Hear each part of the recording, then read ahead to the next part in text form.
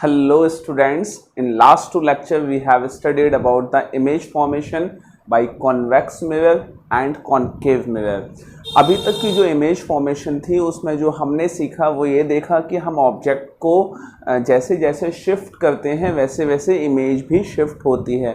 अगर हम सी पे ऑब्जेक्ट को रखेंगे तो इमेज भी सी पे फॉर्म होगी, अगर इन्फिनिटी पे ऑब्जेक्ट को रखेंगे तो एफ पे इमेज फॉर्म होगी। तो अभी तक हम ये मोटे मोटे तौर पे बता सकते हैं कि ऑब्जेक्ट कहाँ रखा हुआ है तो इमेज कहाँ फॉर्म होगी, लेकिन अभी तक हम एक चीज़ नहीं जानते। हम ये नहीं जानते कि ऑब्जेक्ट को हम एग्जैक्टली कितने डिस्टेंस पे रखें तो इमेज हमारी कितने डिस्टेंस पे फॉर्म होगी। समझ में आप बात? क्योंकि जब आप कोई कैलकुलेशन करना चाहते हैं तो उसके लिए आपके पास पर्टिकुलर एग्जैक्ट वैल्यू होनी चाहिए, एग्जैक्ट डिस्टेंस होना चाहिए। तो वो जो एग्जैक्ट डिस्टेंस है वो कैसे मिलेगा कि मैंने ऑब्जेक्ट को अगर 10 सेंटीमीटर पे रखा तो इमेज मुझे इतने सेंटीमीटर पे मिलेगी। कुछ कैलकुलेशन होती है चीज़ों की, तो वो कैलकुलेशन कहाँ से मिलेगी? वो कैलकुलेशन हमें देता है क्या? Mirror formula.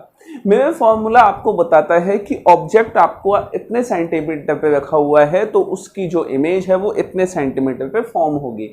मिरर फॉर्मूला का कंप्लीट डेरिवेशन क्लास 12th में है। आपके क्लास 10th के सिलेबस में मिरर फॉर्मूले का डेरिवेशन नहीं है, मतलब कंप्लीट डेरिवेशन नहीं है। तो क्या है फिर आपके सिलेबस में? आपके सिलेबस में है उसका फॉर्मूला, सिर्फ उसका फॉर्मूला है। Now what is the formula of mirror formula? So देखिए, मिरर फॉर्मूला का जो फॉर्मूला है that is 1/f is equal to 1/v plus 1/u।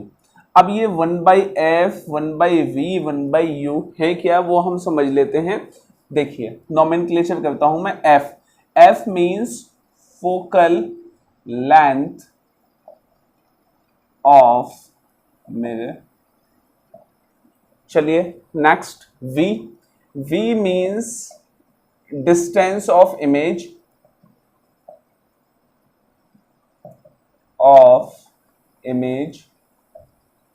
and second u means distance of object. Simply this is the mirror formula. ठीक है, तो ये आपको बताता है v focal length, f focal length, v distance of image and u distance of object. Next topic इसी में, that is magnification. Now what is magnification? Magnification tells you कि कोई भी ऑब्जेक्ट, कोई भी मिरर आपने लिया, उस मिरर ने आपके ऑब्जेक्ट को कितना ज़्यादा मैग्नीफाई कर दिया।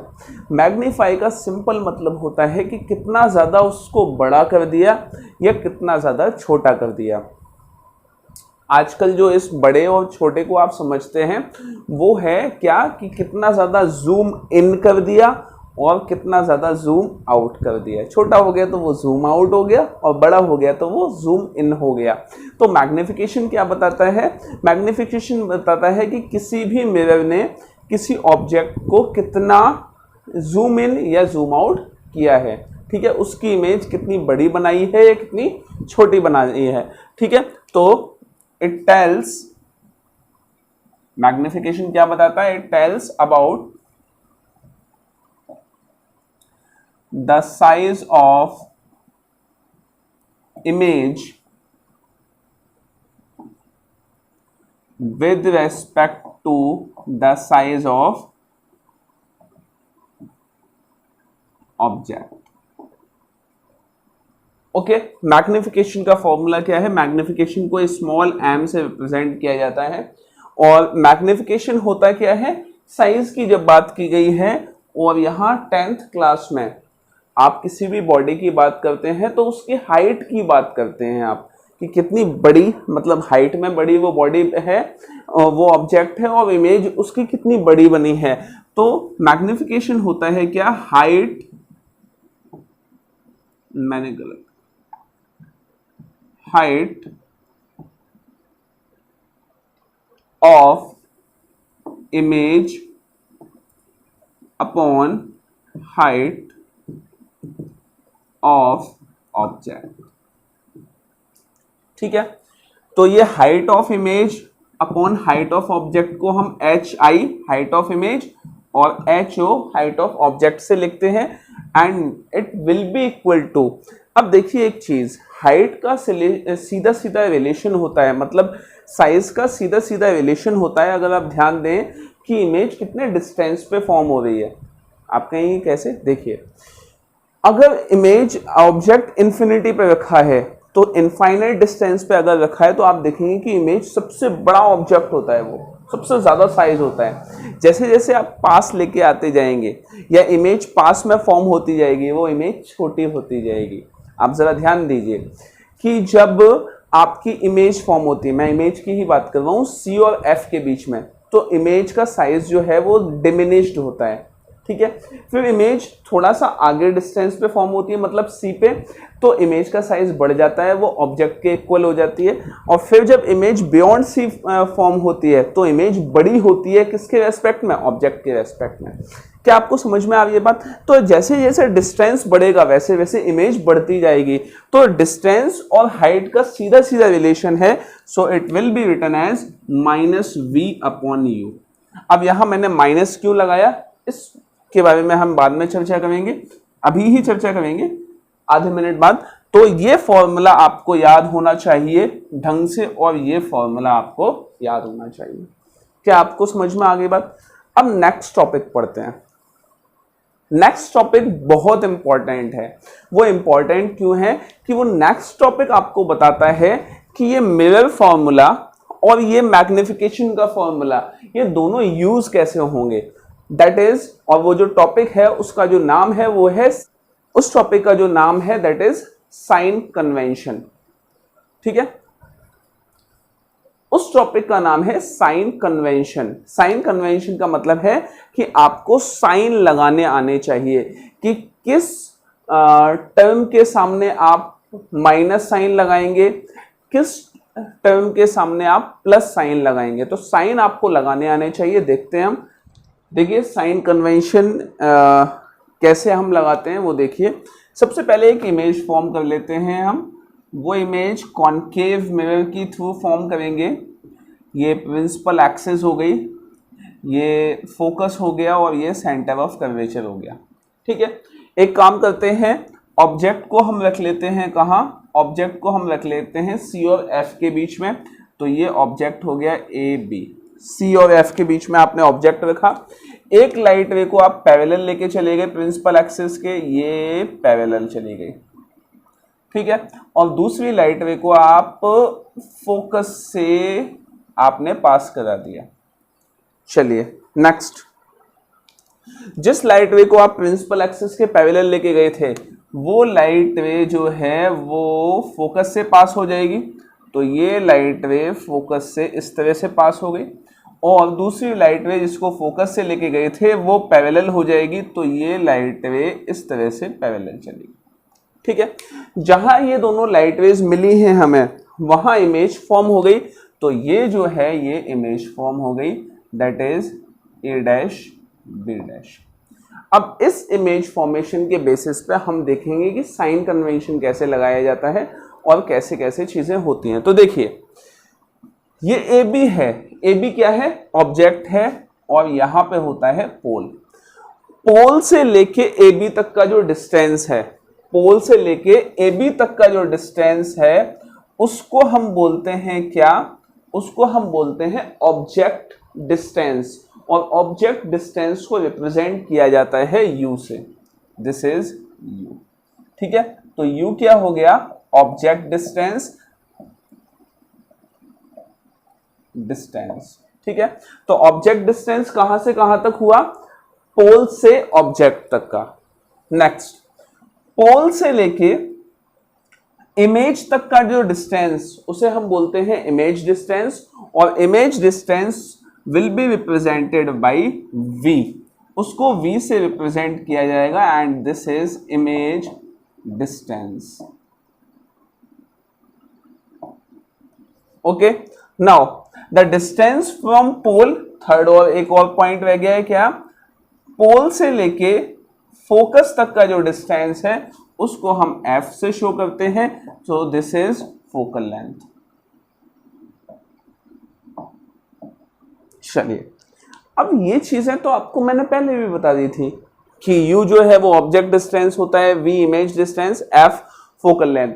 तो इसमें खास क्या है, ये इमेज फॉर्मेशन एक्स्ट्रा क्यों गई है ये, तो उसके लिए एक चीज ये है, वो इसलिए की गई है, देखिए साइन कन्वेंशन आप कैसे लगाएंगे आप। ये साइन कन्वेंशन क्या कहता है, साइन कन्वेंशन ये कहता है कि ये आपका पोल है, ठीक है, और यहाँ पे आपका ये ऑब्जेक्ट है, ये इमेज है और ये फोकल लेंथ है। साइन कन्वेंशन ये कहता है कि जिस तरफ पोल के जिस साइड ऑब्जेक्ट होगा, पोल के जिस साइड ऑब्जेक्ट होगा उस साइड के सारे पैरामीटर्स नेगेटिव होंगे। कहने का मतलब है जिस साइड ऑब्जेक्ट होगा अगर उसी साइड इमेज फॉर्म हो जाती है, पोल के उसी साइड अगर इमेज फॉर्म हो जाती है तो इमेज क्या हो गई, नेगेटिव होगी। माइनस साइन लगा देंगे हम इमेज के आगे। जिस साइड ऑब्जेक्ट है अगर फोकल लेंथ उसी तरफ हुई तो क्या हो जाएगा, नेगेटिव हो गया, ठीक है, फोकल लेंथ भी क्या हो जाएगी, नेगेटिव हो जाएगी। तो ये जो है ये कहता है कि जिस साइड पोल के जिस तरफ नेगेटिव ऑब्जेक्ट होगा उस तरफ जितने भी पैरामीटर्स होंगे वो सारे के सारे नेगेटिव होंगे, और उसके अपोजिट डायरेक्शन में जितने पैरामीटर्स होंगे वो सारे के सारे पॉजिटिव होंगे। ये बात अभी आपके समझ में नहीं आई, एक मिनट और दीजिए इसको, देखिए क्या कहते हैं। अगर मैं इसको मान लूं क्या, कार्टेशियन प्लेन, कार्टेशियन प्लेन पे P यहां पे है और ये आपका माइनस एक्स एक्सिस होता है, ये प्लस एक्स एक्सिस, ये प्लस वाई और ये माइनस वाई। अब क्या बात आपको समझ में आ गई। ये पोल आपका कहां पे है, ओरिजिन पे है, तो ओरिजिन के इस तरफ के सारे पैरामीटर्स क्या हो गए, नेगेटिव, ठीक है, इस तरफ के सारे पैरामीटर्स क्या हो गए, पॉजिटिव, ऊपर के सारे पैरामीटर्स पॉजिटिव, नीचे के सारे पैरामीटर्स नेगेटिव। सिंपल सी बात ये है। उसको दूसरी भाषा में ये कह दिया गया है कि जिस तरफ ऑब्जेक्ट होगा उस तरफ के सारे पैरामीटर्स पॉजिटिव, वो नेगेटिव होंगे, अपोजिट डायरेक्शन के सारे पॉजिटिव होंगे। चलिए एक चीज और मैं आपको बताता हूं कि फोकल लेंथ को आप कैसे समझ सकते हैं। अगर मैं इस वाले मिरर की बात करूं तो देखिए मिरर ये कौन सा हो गया, कॉन्वेक्स हो गया।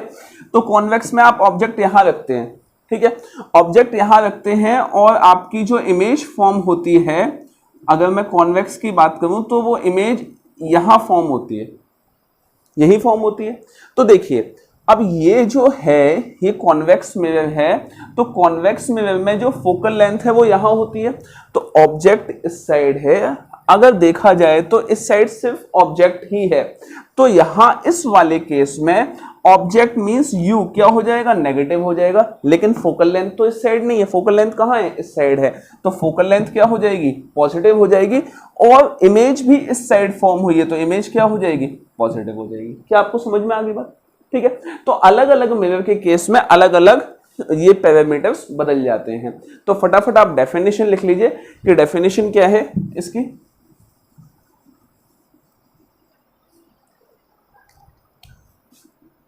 As per the sign convention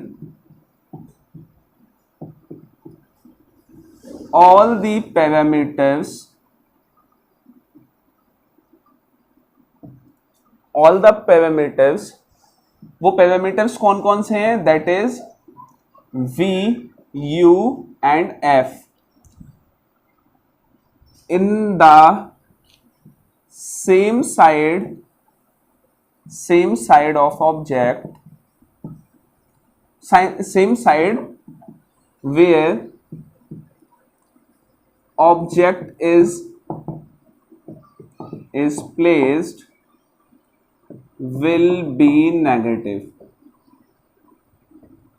कहने का मतलब क्या है, as per the sign convention all the parameters in the same side where object is placed will be negative. जिस साइड में ऑब्जेक्ट है उस साइड के सारे पैरामीटर्स क्या हो जाएंगे, नेगेटिव हो जाएंगे, ठीक है। और एक चीज और, ऑल द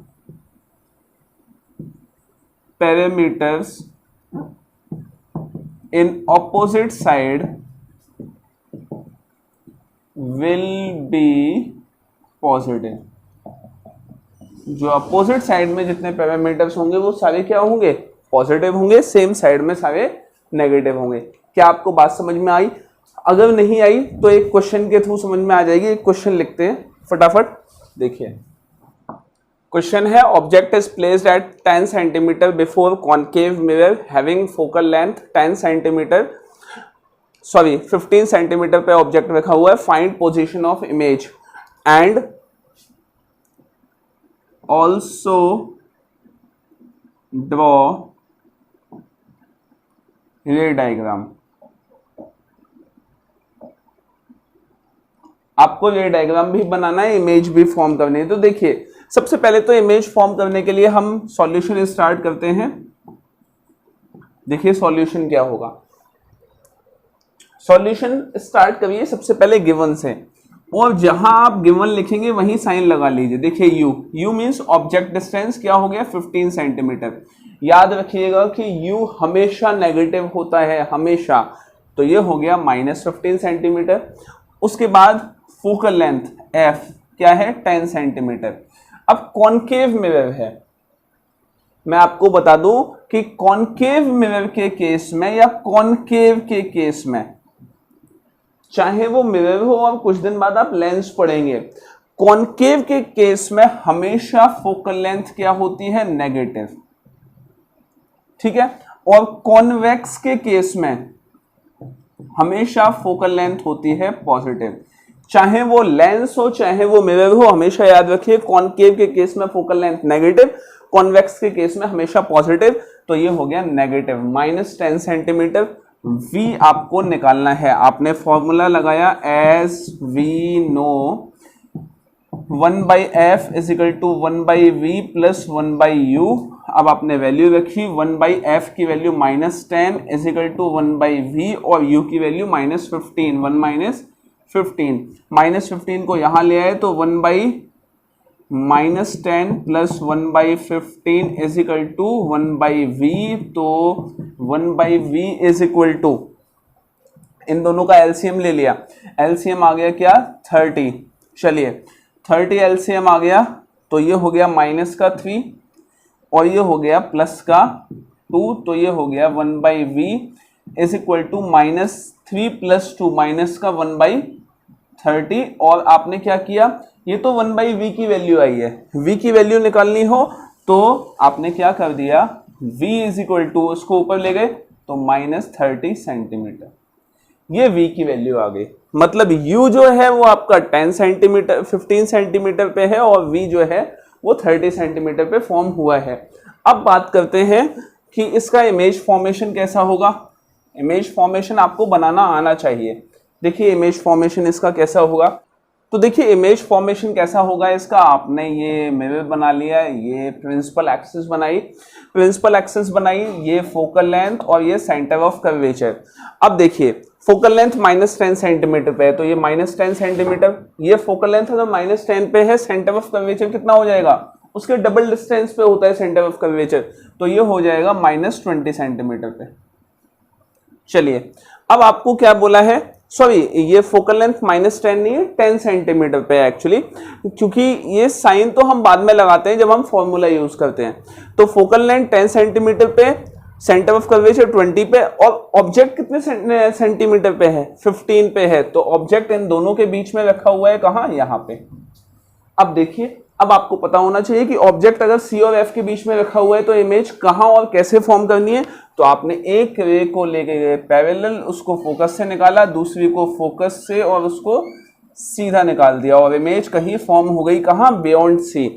अब देखिए इमेज डिस्टेंस आया 30 सेंटीमीटर, तो देखिए इमेज डिस्टेंस मिला है आपको 30 सेंटीमीटर पे और आपका सेंटर ऑफ कर्वेचर है 20 पे, मतलब कि इमेज जो है वो सेंटर ऑफ कर्वेचर के बाद ही कहीं फॉर्म होगी, यहाँ आपकी इमेज फॉर्म हो गई। तो ये इमेज फॉर्मेशन आपको करके दिखाना होगा। v इज इक्वल टू यहाँ लिख दीजिए क्या 20 centimetre, u is equal to 10 centimetre, ठीक है, sorry v is equal to 20 नहीं, v is equal to 30 centimetre. तो इस तरह से इमेज फॉर्मेशन आना चाहिए। एक क्वेश्चन मैं आपको दे रहा हूं, आप करिएगा।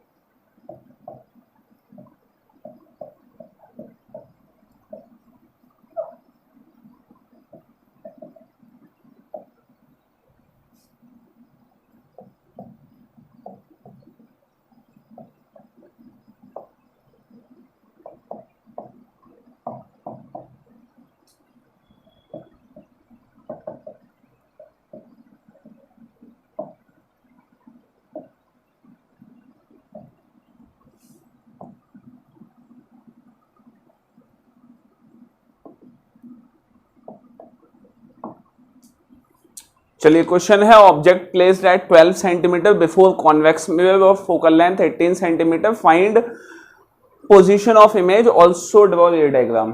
ये क्वेश्चन आपको करना है, तो जब हम डाउट क्लास लेंगे तो मैं इसका आंसर आपसे पूछूंगा।